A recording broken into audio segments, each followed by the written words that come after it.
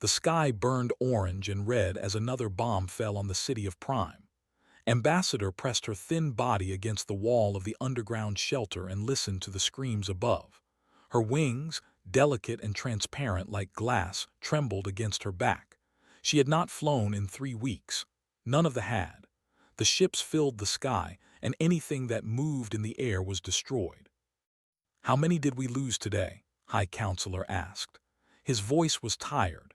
His body was old, and his once bright wings had turned gray with age.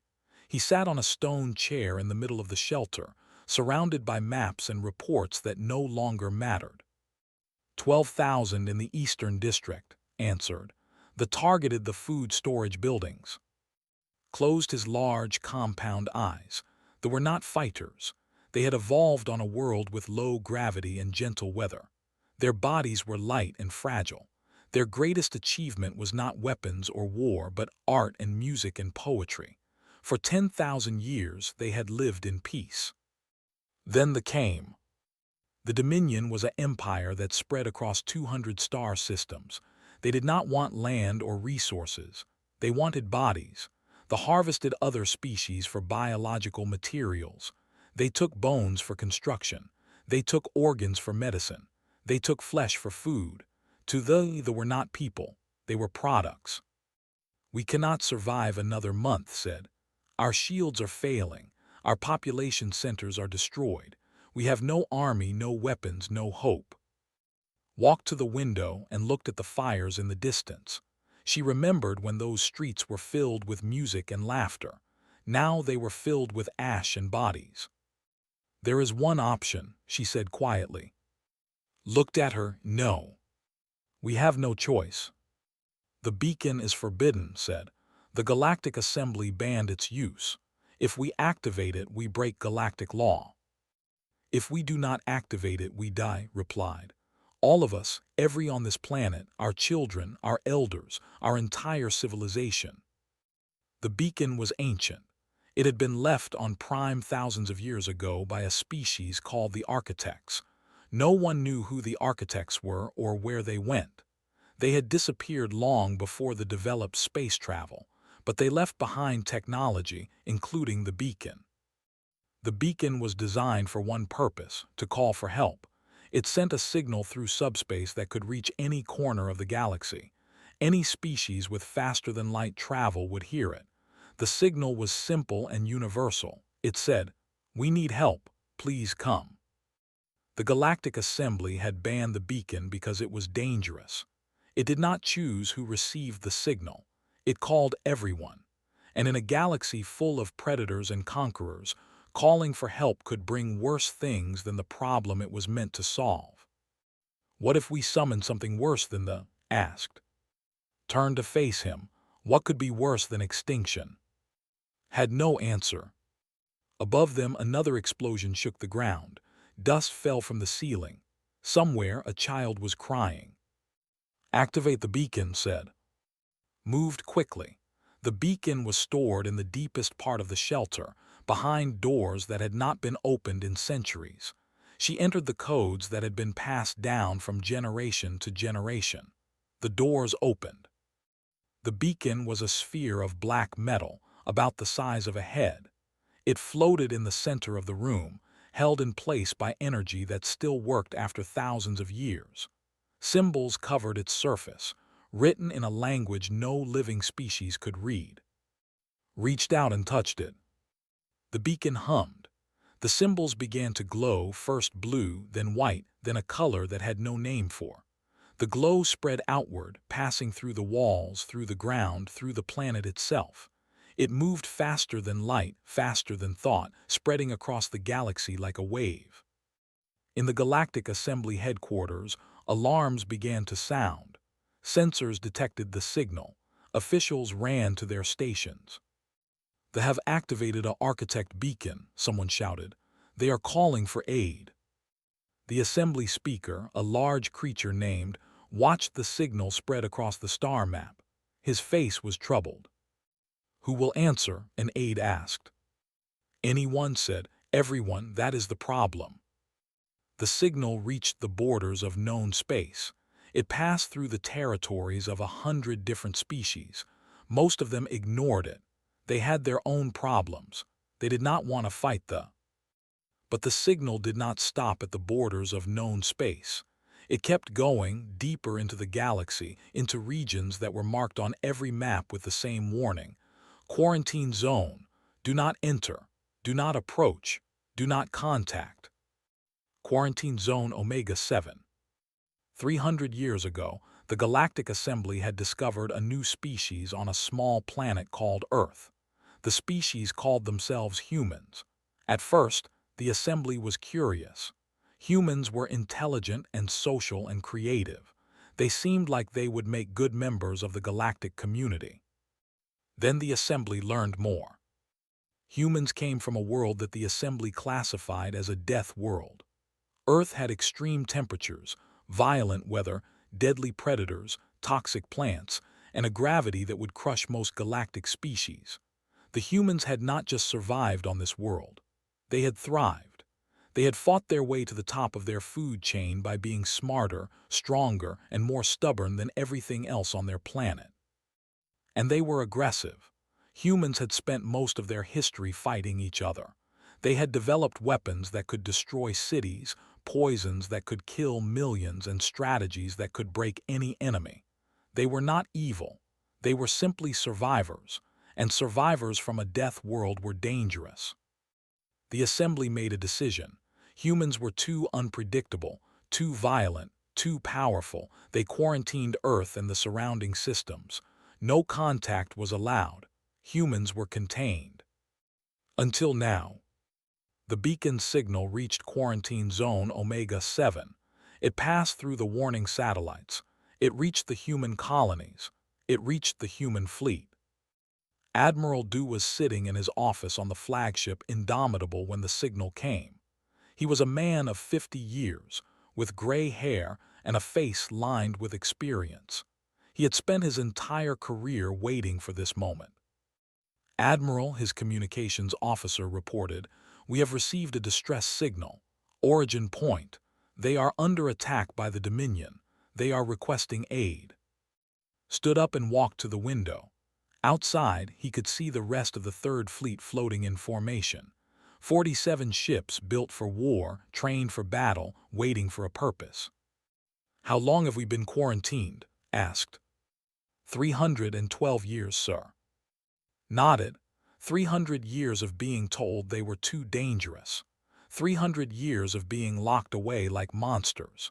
300 years of watching the galaxy from a distance, unable to help, unable to participate, unable to prove that humans were more than just killers. "Someone is asking for our help," said. "For the first time in 3 centuries, someone wants us." He turned to his officer. "Set course for the maximum speed and send a message ahead." "What should the message say, sir?" Smiled. It was not a happy smile. It was the smile of a man who had been waiting his whole life for this chance. "Tell them this is Admiral Du of the Terran United Fleet. You called for help. We are coming." On Prime, Ambassador watched the sky. The ships were still bombing the city. The fires were still burning, but her communicator had received a response to the beacon. She read the message 3 times. She did not recognize the species name. She did not recognize the fleet designation, but the words were clear. Help was coming. She ran to tell High Counselor the good news. She did not know that the species coming to save them was the same species that every power in the galaxy feared. She did not know that she had just invited them to her world. She only knew that someone had answered. And for the first time in 3 weeks, she felt hope. The Terran fleet dropped out of faster-than-light travel like a fist breaking through glass. 47 ships appeared in the space above Prime, their hulls dark and from centuries of training and waiting. At the center of the formation was the Indomitable, a carrier-class warship half a kilometer long. Ambassador stood in the command center and watched the sensors. She had expected a few ships, maybe a dozen at most. What she saw made her heart stop. "What species is this?" High Counselor asked. His voice shook. I do not know, admitted. They call themselves the Terran United Fleet. I have never heard of them. A communications officer looked up from his station. His face was pale. Ambassador, I searched the galactic database. The Terrans they are humans. The room went silent. Every knew the stories about humans. They were the monsters that parents warned their children about. The species so dangerous that the entire galaxy had locked them away. We invited them here, whispered. We invited death to our world. Stared at the sensor display. The human ships were moving into position around the fleet. They had not fired yet. They had not threatened. They had simply arrived and waited. They answered our call, said. They came to help. Humans do not help, an officer argued. They destroy, they conquer, they kill. Then why have they not fired? Asked. Why are they waiting? A new signal came through the communications system. A human voice, translated by computer into the language. This is Admiral Du of the Terran flagship Indomitable. We received your distress signal. We are here to offer assistance. We request permission to speak with your leadership. Looked at, the old counselor's hands were trembling. If we refuse, said, they will destroy us. If we accept, the humans might destroy us. But the humans are asking permission. The never asked. Closed his eyes, speak with them, learn what they want. Opened a channel. This is Ambassador of the, we accept your offer to speak, but our world is under siege, we cannot come to you. The human voice returned, calm and steady. Then we will come to you. I will send a shuttle to your coordinates. Is that acceptable? Agreed. 1 hour later, she was standing on a landing platform, watching a human shuttle descend through the smoke-filled sky. The ships were still visible in orbit, but they had stopped bombing. They were watching the new arrivals with confusion. The shuttle landed, the door opened, and saw humans for the first time. They were terrifying. The first human to exit was a female wearing a military uniform. Her name tag said Hana. She was shorter than expected, but her body was dense with muscle. She moved with the confidence of a predator, her eyes scanning the area for threats. Behind her came a younger male named Park 1, carrying communication equipment. And finally, Admiral Du himself stepped out. The Admiral was older than the others. His hair was gray and his face was lined with age, but his eyes were sharp and alert. He walked toward with measured steps, each footfall heavy on the platform. Realized that she was having trouble standing. The gravity on Prime was low, only 60% of galactic standard, but these humans moved like the gravity was nothing. There must have been much heavier. Ambassador, the Admiral said, bowing his head slightly, thank you for meeting with us. You came quickly, replied. Her voice was steady, but her wings were trembling. Your signal reached us 4 days ago. We left immediately. The Admiral looked up at the burning sky. The Dominion, we have heard of them, slavers and harvesters. They want to destroy us, said. They want to use our bodies for their industries. Admiral's expression did not change, but something shifted in his eyes, something cold and dangerous. Not anymore, he said. Captain Hana stepped forward. Admiral, we should continue this conversation inside. The may resume bombing at any moment. Led them into the underground shelter. As they walked, Lieutenant Park 1 noticed that she was struggling with the pace. He slowed down to match her speed. Are you all right? He asked. Was surprised by the concern in his voice. Your steps are very long, and your breathing is loud. Is something wrong with you? Park laughed. It was a strange sound, warm and open. No, we are just built differently. Our world has higher gravity and thicker atmosphere. We need more air to function. Your world sounds terrible, said. It is beautiful, Park replied. It has mountains and oceans and forests full of life. It also has hurricanes that can destroy cities, earthquakes that can split the ground open, and animals that can eat you in seconds. But we love it. Did not understand how anyone could love such a place, But she was beginning to understand something else. These humans were not what she expected. In the main shelter, High Counselor waited with the other leaders. They watched the humans enter with fear in their eyes. Admiral noticed their expressions but said nothing. He was used to this reaction. Counselor said, "I understand your concern. Our species has a reputation. But we did not come here to conquer or destroy. We came because you asked for help." Why asked? Why would you help us? You do not know us. We have nothing to offer you. Was quiet for a moment, then he spoke. 300 years ago, your Galactic Assembly decided that humans were too dangerous to be part of your community. They locked us away. They told the galaxy that we were monsters, and maybe they were right to be afraid. We are dangerous. We come from a world that tried to kill us every day, and we learned to fight back. He paused and looked around the room at the frightened faces. But fighting is not all we know how to do. We also know how to protect. We know how to heal. We know how to build. For 3 centuries, we have waited for a chance to prove that we are more than the galaxy's fears. You gave us that chance. You called and we answered. Captain spoke up. "Ambassador, may I show you something?" She pulled out a tablet and displayed an image. It was a picture of Earth, blue and green and white, floating in black space. "This is ours," said. "It is beautiful, but it is also deadly. We survived because we learned to work together. Alone, a human is weak. Together, we are unstoppable. We protect each other. We protect our families, our friends, our communities. And now, if you allow us, we will protect you." Looked at the image of Earth. She had expected a dark and terrible place. Instead, she saw a world of color and life. "They outnumber you," she said. "They have 200 ships, you have less than 50. Admiral smiled. It was not a kind smile. It was the smile of a hunter who had finally found prey. "Ambassador, let me explain something about humans. We do not fight fairly. We fight to win. And we are very, very good at winning." He turned to his officers. "Return to the fleet. Prepare all ships for combat. The wanted a harvest. They are about to learn that they made a terrible mistake."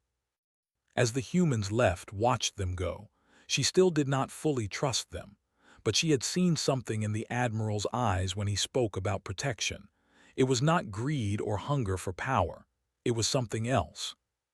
It was purpose. They had arrived, and they had come not as conquerors but as guardians. Now they would learn why the galaxy had feared humans for 300 years. Warlord stood on the command deck of the Harvester Prime and stared at the strange ships that had appeared above the world. He was a massive creature, 3 meters tall, with gray armored skin and 4 arms that ended in claws. He had conquered 12 species. He had harvested billions of bodies. He was not afraid of anything. "What are they?" he demanded. His tactical officer worked the sensors. "Unknown species, Warlord, 47 ships, medium to heavy class. They are moving into formation around our fleet." "Unknown?" laughed. The sound was like rocks grinding together. "There are no unknown species in this sector. I know every race, every fleet, every weakness. Tell me what they are." The officer hesitated. "The database has one match, but it cannot be correct." "Tell me." "Humans, Warlord, from Quarantine Zone Omega-7. Froze. Even he had heard the stories about humans. Every species in the galaxy had. Humans were the reason the Assembly created the quarantine protocols. Humans were the species that scared everyone else. But the quarantine had held for 3 centuries. Humans were locked away. They could not be here. "Impossible," said. "The quarantine is absolute." "They activated an architect beacon," the officer explained. "It bypassed all protocols. The signal reached the quarantine zone. The humans answered." Process this information. He had 200 ships. The humans had less than 50. The math was simple. He would destroy them, then finish destroying and then report this breach to the Assembly. Perhaps they would reward him for eliminating the human threat. "Open a channel," he ordered. "I will speak to these creatures." The communication screen activated. A human face appeared. It belonged to an older male with gray hair and calm eyes. He wore a military uniform with symbols that did not recognize. "I am Warlord of the Dominion," announced. "You have entered a combat zone without authorization. Identify yourself and withdraw, or you will be destroyed." The human's expression did not change. "I am Admiral Du of the Terran United Fleet. We have received a distress call from the... We are here to assist them." "They are our property," said. "Their world is ours. Their bodies are ours. You have no right to interfere." "They are people," the Admiral replied. "They are not property. They asked for help and we came." Leaned forward. "Do you know who I am? I have destroyed 12 species. I have harvested worlds. My fleet outnumbers yours 4-1. You cannot win this fight." The human admiral was quiet for a moment. Then he spoke, and his voice was ice. "You have one chance to withdraw. Take it." Laughed again. "Withdraw from a handful of unknown ships. You are either brave or stupid human." "We are both," the admiral said. "And we are also very angry. You have been bombing civilians. You have been killing children. You have been treating people like meat. That ends now." The communication ended. Turned to his officers. "Destroy them, all of them." The fleet moved forward. 200 ships, bristling with weapons, confident in their numbers, had won battles like this 100 times before. The enemy would panic, scatter, and die. But the humans did not panic. The human ships accelerated toward the fleet in perfect formation. Their weapons powered up, their shields activated, and then they did something that had never seen before. They split. The human fleet divided into 6 groups. Each group moved in a different direction, weaving between the ships like water flowing around stones. They were fast, impossibly fast. Targeting systems could barely track them. "Fire," commanded. "All weapons fire." The ships opened fire. Thousands of energy beams and missiles filled the space between the fleets, but the humans were already moving. They dodged and twisted and rolled, avoiding most of the attacks. The few hits they took seemed to do little damage. And then the humans returned fire.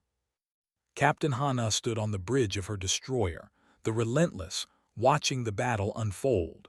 Her hands moved across her console with practiced speed, directing weapons and shields. "Target their engines first," she ordered. "We want them disabled, not destroyed. Dead ships tell no tales. Broken ships spread fear." Her crew followed her orders without question. The Relentless cut through the formation, its weapons striking with surgical precision. 3 battleships lost their engines in less than a minute. They drifted helplessly as the human ship moved past them. On the Harvester Prime watched in disbelief. His fleet was being taken apart by ships half their size and quarter their number. The humans were not fighting fairly. They were not standing still and exchanging fire like proper warriors. They were moving constantly, striking weak points and vanishing before they could respond. "How are they so fast?" demanded. "Their reflexes," an officer stammered. "They are reacting to our attacks before we even fire. Their targeting computers are calculating our aim and moving them out of the way." "That is impossible. No species thinks that quickly." "Humans do, Warlord. Their brains process information faster than any known species. Their reflexes are 3 times faster than ours." Watched a human cruiser destroy 5 fighters in 4 seconds. The human gunners were not even using automated targeting. They were aiming manually, and they never missed. Meanwhile, Sergeant Bay was leading a boarding party onto a cruiser. Her team had cut through the hull with plasma torches, and now moved through the dark corridors in perfect silence. The crew did not know they were there until the first shots were fired. Bay was not a large woman. She was smaller than the by almost 2 meters, but she moved like lightning. Her rifle fired in short bursts, each shot hitting its target. Her team moved behind her, covering angles and eliminating threats. A soldier charged her, all four arms swinging massive claws. Bay dropped to the ground, rolled under his attack, and shot him in the back of the head before he could turn around. "Too slow," she said. Her team secured the engine room in 3 minutes. They locked the doors, disabled the power core, and left the ship dead in space. Then they moved to the next target. On the Harvester Prime, reports flooded its command deck. "We have lost 30 ships, Warlord. The humans are boarding our vessels. They are not dying. We shoot them and they do not die, they keep coming." Stared at the battle display. His fleet was in chaos. The humans had destroyed or disabled a quarter of his ships in less than an hour, and they had lost only 2 of their own. This was not a battle, this was a hunt, and they were the prey. "What are these creatures?" whispered. His officer looked at him with fear in his eyes. "They are, Warlord. They come from a world that would kill any of us in hours. They evolved to survive anything. Pain, poison, injury, fear, nothing stops them." An explosion shook the Harvester Prime. The humans had reached the flagship. Drew his weapons and prepared to fight. He had never lost a battle. He had never surrendered. He was a warlord of the Dominion. But as he heard the human soldiers cutting through his doors, he felt something he had never felt before. Fear. The doors exploded inward. Sergeant Bay stepped through, her rifle raised. Behind her stood a squad of human soldiers, their faces calm and focused. Warlord Bay said, "Your fleet is destroyed. Your ship is captured. You are under arrest for crimes against the people." Raised his weapons. "I am a warlord, I do not surrender." Bay did not flinch. "Then die standing, it makes no difference to us." Looked at the human soldiers. They were smaller than him, weaker than him. He could kill them if he tried. But he saw their eyes. They were not afraid. They were not angry. They were simply waiting, ready to do whatever was necessary. And realized that the stories about humans were all true. He dropped his weapons. The battle was over. The Dominion had met and they had won. Admiral Dew walked through the corridors of the Harvester Prime with his guards behind him. The ship was dark and damaged, filled with smoke and the smell of burnt metal. Human soldiers lined the hallways, standing watch over captured crew members who sat in silence, their weapons taken away. The Admiral found Warlord in the command center, surrounded by Sergeant Bay and her team. The massive leader was on his knees, his 4 arms bound behind his back. He looked up with hatred in his eyes. "So this is the human commander," said. "Come to gloat over your victory." Studied the warlord for a moment. He had seen creatures like this before. Powerful, arrogant, convinced that strength was the only thing that mattered. The galaxy was full of them. "I came to give you orders," replied. Laughed. "You cannot give me orders. I am a warlord of the Dominion. When my government learns of this attack, they will send a fleet that will darken your skis. You have won nothing." "Your fleet is destroyed," said calmly. 147 of your ships are debris. The rest have surrendered. Your empire is weeks away at fastest speed. By the time they arrive, we will be ready for them. But that is not why I am here." He knelt down so that he was at eye level with. The warlord was surprised by this. In his culture, the victor stood over the defeated. They did not lower themselves. "I am here to explain what happens next," said. "You will be held prisoner. You will be given food, water, and medical care. You will not be tortured. You will not be killed. When the war is over, you will face trial for your crimes against the people." Stared at him.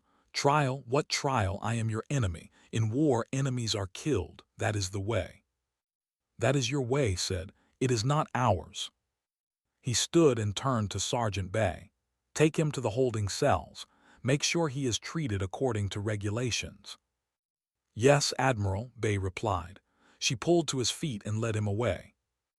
Walked in silence, his mind struggling to understand. These humans had just defeated his fleet in less than 2 hours. They had captured him, humiliated him, and destroyed everything he had built. And now they were talking about trials and regulations and medical care. He had expected execution. He had expected torture. He had expected the victors to take everything they wanted because that was what the strong did to the weak. Instead, they were following rules. Rules that protected him. It made no sense, and somehow that was more frightening than anything else. On the surface of Prime, they were beginning to emerge from their shelters. The bombing had stopped. The ships had fallen silent, and strange vessels were landing in the ruins of their cities, carrying creatures they had never seen before. Medic Min was the first human to reach the central refugee camp. She was a woman in her 40s with kind eyes and gentle hands. She carried a medical kit larger than most children, and she moved with purpose through the crowds of wounded and dying aliens. "I need translators," she said into her communicator, "and more supplies. We have thousands of injured here, mostly burns, broken bones, and malnutrition." Lieutenant Park 1 arrived an hour later with a team of medics and cargo containers full of food and medicine. He found Min already at work, treating a child whose wings had been damaged by fire. "How bad is it?" he asked. "Bad," she replied without looking up. "These people have been suffering for weeks. They have almost no medical supplies left. Half of them are starving, the other half are injured, but they are going to live. I will make sure of it." They watched the humans work with confusion and wonder. They had expected monsters. They had expected the same violence they had suffered from the. Instead, they saw human doctors treating their wounded with care. They saw human soldiers sharing their food with hungry children. They saw human engineers beginning to repair their damaged buildings. Ambassador walked through the camp, watching everything. She stopped next to a human soldier who was sitting on the ground with a group of children gathered around him. He was making shapes with his hands, creating shadows that looked like animals. The children were laughing. Had not heard laughter in 3 weeks. "Why are you doing this?" she asked the soldier. He looked up at her. His face was young but tired. "Doing what?" "All of this, fighting for us, helping us. We are nothing to you, we have nothing to offer you. Why do you care?" The soldier thought about the question. "Back on Earth we have a saying, those who have the power to help have the responsibility to help. We have power. You needed help. It is that simple." Did not fully understand. In her experience, power was used to take, not to give. Species with strength used it to dominate species without strength. That was how the galaxy worked. But these humans were different. High Counselor arrived at the camp that evening. He looked older than he had a week ago. The weight of the siege had broken something inside him, but when he saw what the humans were doing, his eyes filled with tears. "I was wrong about them," he said too. "I thought they came to replace one evil with another. I thought they would demand payment, land, resources, power, but they have asked for nothing." "Nothing yet," said. She still did not fully trust the humans. The stories she had heard were too terrible to ignore completely. Admiral arrived the next morning. He walked through the refugee camp with his hands clasped behind his back, observing the work. Medic had not slept in 36 hours. She was still treating patients when the Admiral found her. "Doctor, you need rest," he said. "Later," she replied. "There is a child with internal injuries. I need to stabilize him first." Did not argue. He knew better than to get between Min and her patients. He found Ambassador near the edge of the camp, looking at the horizon. The fires had died down, but smoke still rose from the ruins of the city. "Ambassador," he said, "how are your people?" Did not look at him. "Alive, thanks to you, but I have a question, Admiral. Why were you quarantined?" Was quiet for a long moment, then he spoke. "When the galaxy first discovered us, they sent observers to study our world. They saw our wars, our weapons, our violence, and they were afraid." "Afraid of what?" of what we could do if we ever left Earth. We were stronger, faster, and more aggressive than any species they had encountered. We did not fight for survival. We fought for ideas, for freedom, for revenge, for love. We fought even when it made no sense to fight. And when we won, we did not stop. We kept building, keep growing, keep improving. He paused. The galaxy decided that we were too dangerous. They thought that if we were allowed to spread, we would conquer everything in our path, so they locked us away. Were they right? Asked. Finally smiled. It was a sad smile full of old pain. Maybe we are dangerous. We can be cruel and violent and destructive, but we can also be kind. We can be gentle. We can protect those who cannot protect themselves. The galaxy only saw one side of humanity. They never stayed long enough to see the other.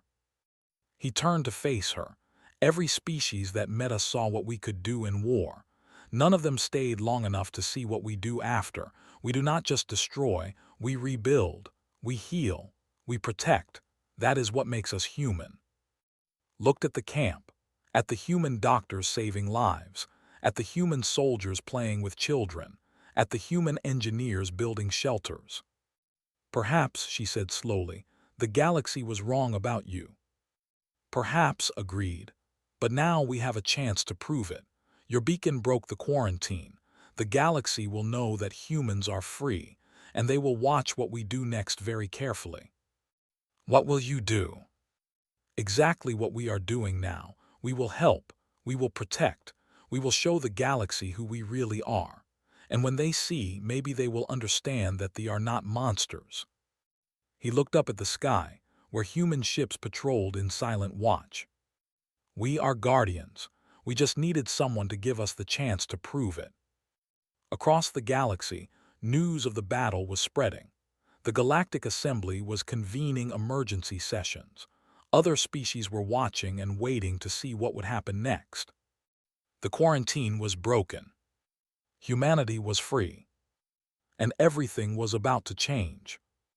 The Galactic Assembly Station was the largest structure ever built by living creatures. It floated in neutral space, a massive ring of metal and glass that housed representatives from over 300 species.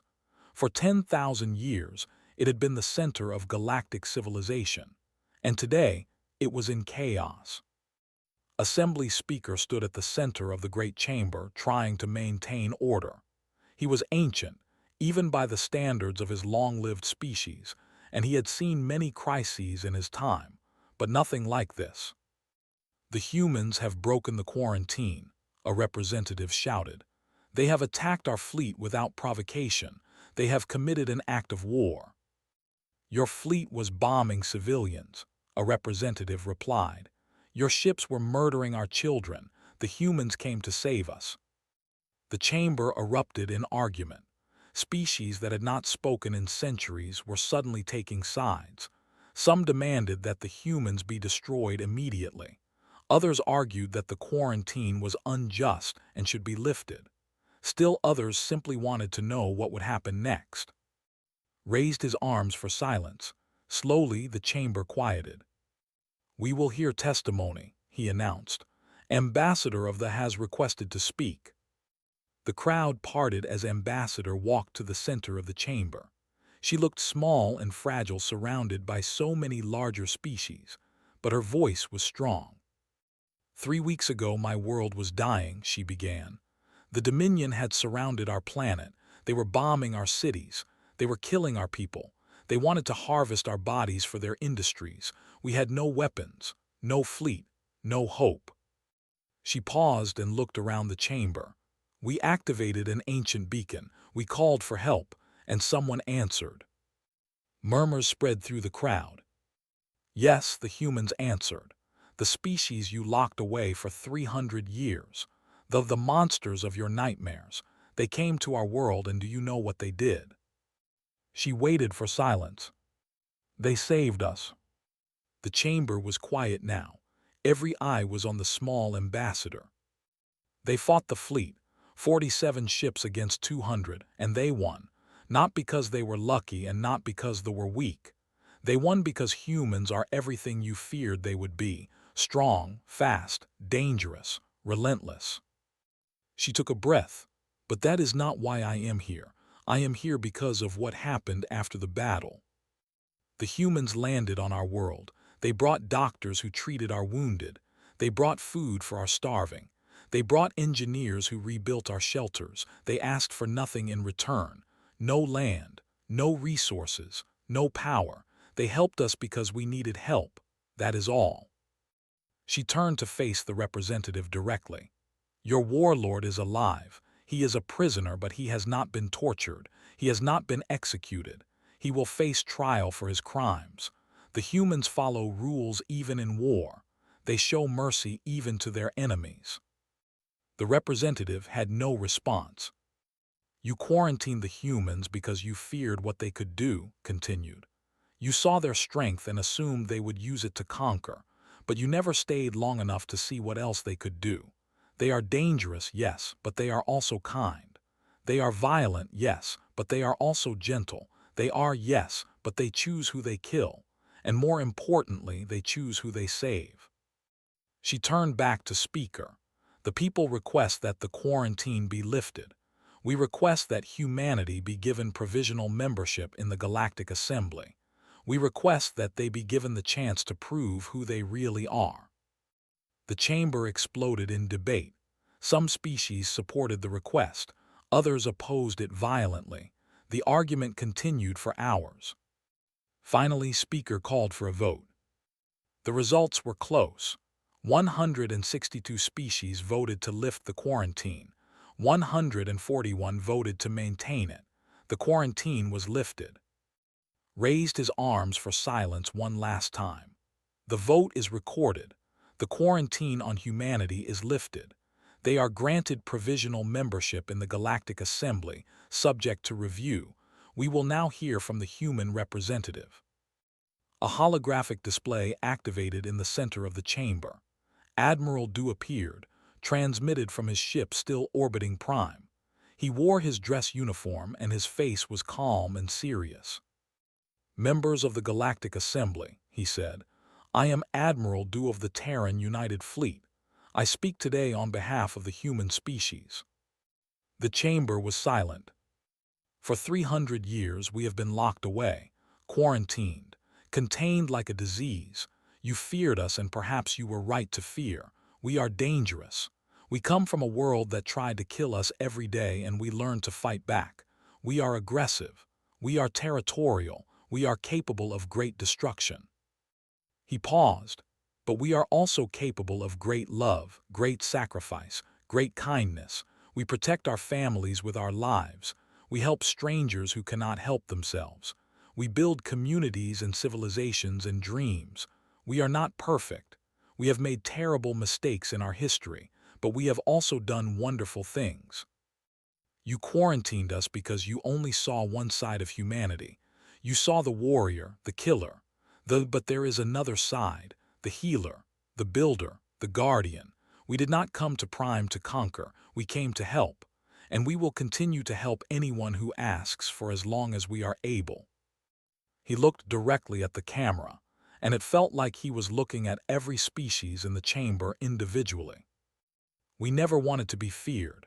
We just wanted to be part of something larger than ourselves. Give us the chance to prove that we can be trusted. Watch what we do.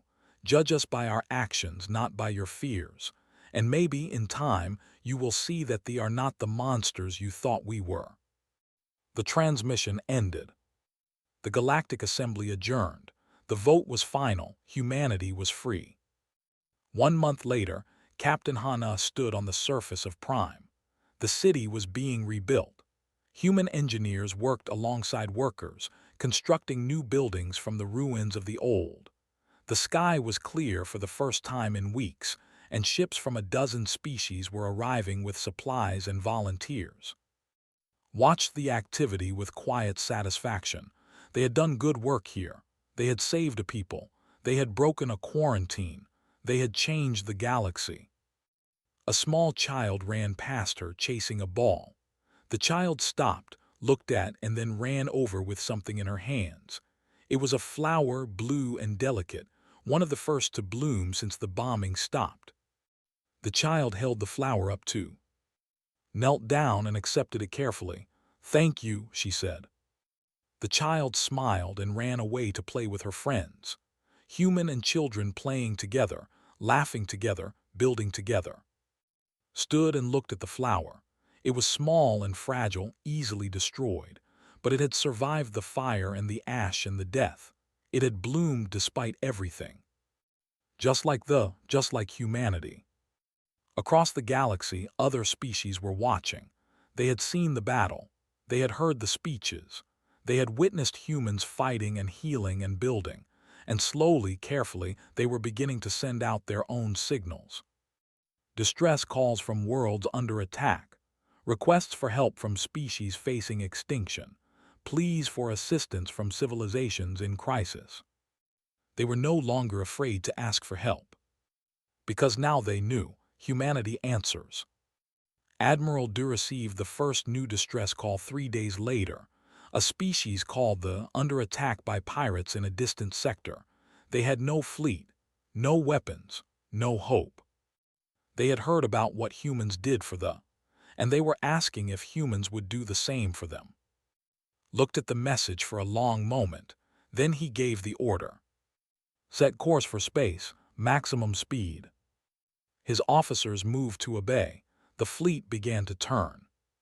They had been summoned by accident once, but they would stay by choice, not as conquerors but as guardians, not as monsters but as protectors. The galaxy had feared humanity for 300 years. Now they would learn to trust them.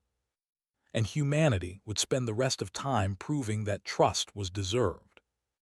In the quiet of space, a human fleet moved toward a new world in need. Behind them, the rebuilt cities of Prime glowed with light and life. Ahead, a new species waited for salvation. They were coming, and this time the galaxy knew to be grateful.